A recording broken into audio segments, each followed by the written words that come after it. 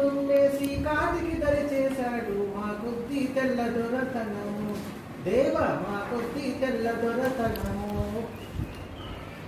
గాంధీ టోపీ పెట్టి పాఠశాలకు పోవా రావద్దు రావద్దంటాడు, రాట్నం పడిలో పెట్టవద్దంటాడు, టోపీ తీసి వీపులు బాదుతాడు. అయ్యో రాజా ద్రోహమంతా రాట్నంలో ఉన్నదంట మా కొద్ది తెల్ల దొరతనము దేవ మా కొద్ది తెల్ల దొరతనము.